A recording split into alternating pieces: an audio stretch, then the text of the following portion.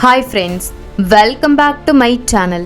ஓர் புனிதமான இடத்தில் மகாமுனி வேதவியாசர் மகாபாரத கதையை சொல்ல சொல்ல சிவசக்தியின் மைந்தன், கந்தனின் சகோதரன், பரபிரம்மம், மகா சக்தி வாய்ந்த முதன்மை கடவுள் கணேசன் தனது தந்தத்தால் மகாபாரத காவியத்தை எழுதி முடிக்கின்றார். அப்பொழுது வேதவியாசர், கணேசா, மகாபாரதத்தில் உலகமே அடங்கிவிட்டது. ஆனால் அதில் எப்படி இருக்கக்கூடாது என்பதை நான் எடுத்துரைத்தேன். அதை தாங்கள் எழுதி முடித்தீர்கள்.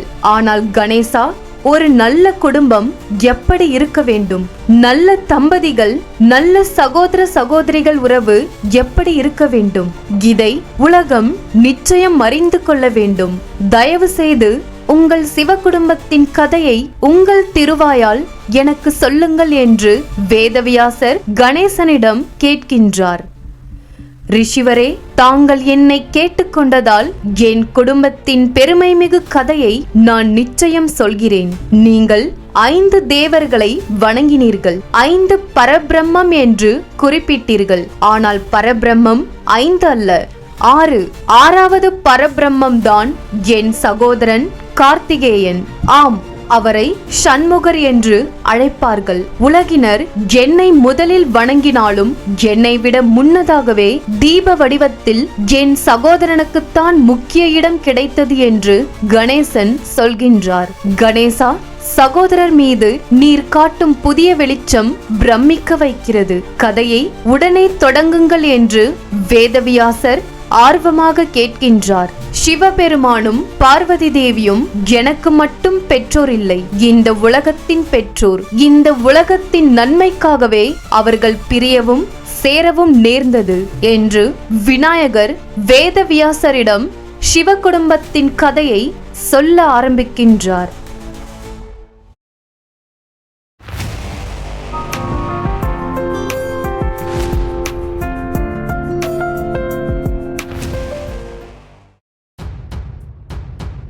உலகத்தின் முதல் காதல் கதையே மகாதேவரும் அன்னை சதிதேவியின் காதல் கதைதான். அன்னை சதிதேவியாக இருந்தபோது தன் தந்தையின் அகங்காரத்திற்காக தன் உடலையே தீயில் இறக்கி தியாகம் செய்தார்.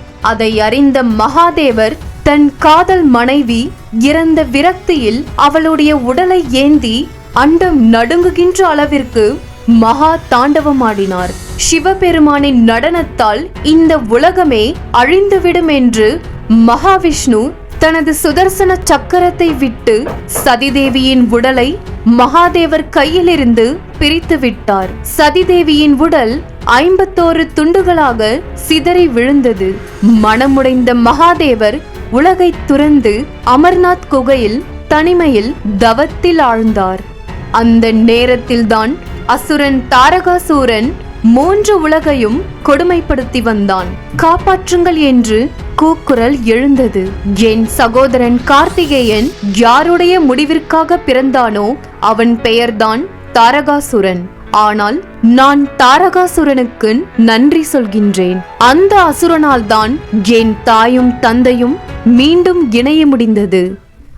தாரகாசுரனின் அட்டூழியம் தாங்க முடியாமல் தேவேந்திரன் உட்பட தேவர்கள் அனைவரும் நாராயணரிடம் சென்றார்கள். சிவனும் பார்வதியும் நிச்சயம் இணைவார்கள், அவர்களுக்கு பிறக்கும் புதல்வன் தான் தாரகாசுரனை கொல்வான் என்று நாராயணர் உறுதியளித்தார்.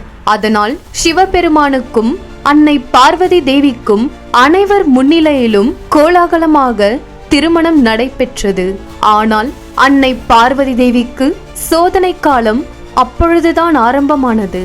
இருவரும் சந்தித்த போது சிவபெருமானின் எல்லையற்ற ஆற்றலை அன்னை பார்வதி தேவியால் தாங்க முடியவில்லை. அந்த ஆற்றல் பிளவுபட்டு வெளியே சென்றது. பார்வதி தேவி வேதனையுடன் அதை காப்பாற்ற முயன்றார்.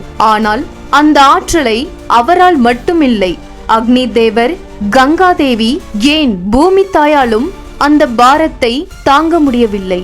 இறுதியாக அந்த மகா சக்தி வாய்ந்த அக்னி நாணல் காட்டில் விழுந்து 6 துண்டுகளாக பிரிந்தது. அதை கிருத்திகை மாதர்கள் காத்து வந்தார்கள்.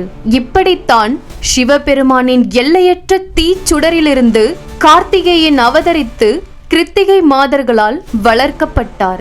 ஆனால் தன் பிறப்பை அறியாத கார்த்திகேயன் பூமியில் தன் முதல் அடியை எடுத்து வைத்தார். இங்கே தாரகாசுரனுக்காக ஒரு கூட்டமே பயந்து உயிரை காப்பாற்றிக் கொள்ள வேறு இடத்திற்கு சென்று கொண்டிருக்கிறார்கள். 4 திசைகளில் இருள்தான் சூழ்ந்துள்ளது. தாரகாசுரனின் கோபம் எல்லா இடத்திலும் உள்ளது.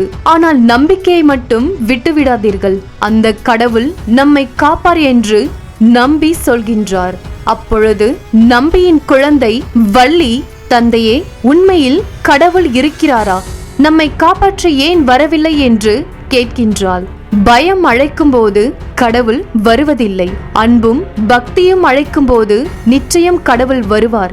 நீ கண்களை மூடிப்பார், கடவுள் நிச்சயம் தெரிவார் என்று நம்பி சொன்னதும் வள்ளி கண்களை மூடி கடவுளை வேண்டினாள். அப்பொழுதுதான் கார்த்திகேயன் அவள் கண்களுக்கு தெரிகின்றார். தந்தையே, நான் கடவுளை பார்த்தேன் என்று வள்ளி சந்தோஷமாக சொல்கின்றாள். அப்பொழுது அங்கிருக்கும் நீருக்குள் ஒளிந்து கொண்டு தாரகாசுரனின் ஆட்கள் அவர்கள் அனைவரையும் தாக்க வருகின்றார்கள். அனைவரும் அசுரர்களை பார்த்து நடுங்கி நிற்கின்றார்கள். அந்த சமயத்தில்தான் வானத்திலிருந்து ஒரு தீச்சுடர் பூமியை நோக்கி வேகமாக வருகின்றது. அந்த கோபாக்னி பூமியில் பட்டதும் அசுரர்கள் தீயில் கருகி சுருண்டு விழுகின்றார்கள். அந்த நெருப்பு கனலிலிருந்து மகாதேவரின் நெற்றிக்கண்ணின் சக்தி கந்தன், வேலவன், சரவணன், கார்த்திகேயன் அவர்களை காப்பாற்ற அந்த இடத்திற்கு வந்துவிட்டார். கார்த்திகேயனை பார்த்ததும் வள்ளி அவர் பின்னே செல்கின்றாள். அப்பொழுது நீருக்குள் இருந்து மேலும் சில அசுரர்கள் மேலே வந்து வள்ளியை தாக்க வருகின்றார்கள். ஆனால் கந்தன் அந்த அசுரர்களை துவம்சம் செய்து வள்ளியை காப்பாற்றுகின்றார். அவரை பார்த்ததும் அனைவரும் நம்மை காப்பாற்ற வந்த கடவுள் இவர்தான் என்று அனைவரும் வணங்குகின்றார்கள். தாங்கள் யார், தங்கள் பெயர் என்ன என்று நம்பி கேட்கின்றார். நான் கார்த்திகேயன் என்று அவர் சொன்னதும் அங்கிருக்கும் ஒரு முனிவர் சிவபுதல்வன் என்று ஆச்சரியமாக பார்க்கின்றார். கந்தனை அமர வைத்து அனைவரும் பிரசாதங்களை அளிக்கின்றார்கள். தாங்கள் எங்கள் கடவுள், எங்களால் முடிந்ததை அளிக்கின்றோம், இவற்றை ஏற்றுக்கொள்ளுங்கள் என்று பணிவாக பழங்களை கொடுக்கின்றார்கள். அந்த பழத்தை கார்த்திகேயன் கையில் எடுத்து பார்க்கின்றார். அப்பொழுது கூட்டத்தில் இருந்த 2 சிறுவர்கள், இவன் இந்த பழத்தையே இப்படி பார்க்கின்றான், இவனா கடவுள்? கடவுள் என்றால் பக்தர்களுக்கு கைகளை தூக்கி ஆசிர்வதிப்பார்கள். ஆனால் இவன் பழத்தை கையில் வைத்திருக்கிறான் என்று கேலி செய்கின்றார்கள். அப்பொழுது வள்ளி, ஜெய் முட்டாள், யாரை நாம் இப்படி வணங்குகின்றோமோ அவர் கடவுள். ஆனால் யாரை நம் கைகளை கூப்பி வணங்குகின்றோமோ அவரே பகவான். இவர்தான் நம்மை காக்க வந்த பகவான் என்று வள்ளி சொல்கின்றாள். அப்பொழுது பக்தர்கள், தாங்கள் யார், தங்கள் தாய் தந்தை யார் என்று கேட்கின்றார்கள்.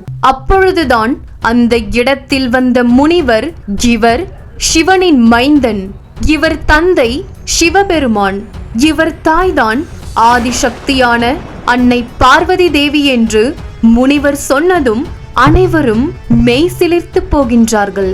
தன் பிறப்பை அறியாத குழந்தை கார்த்திகேயன், இல்லை, தாங்கள் தவறாக நினைத்து விட்டீர்கள். என் தாய்மார்கள் கிருத்திகைகள், 6 தாய்கள் எனக்கு உள்ளார்கள் என்று கந்தன் சொன்னதும் அனைவரும், வளர்ப்பு தாய்கள் 6 அல்ல 600 கூட இருக்கலாம்.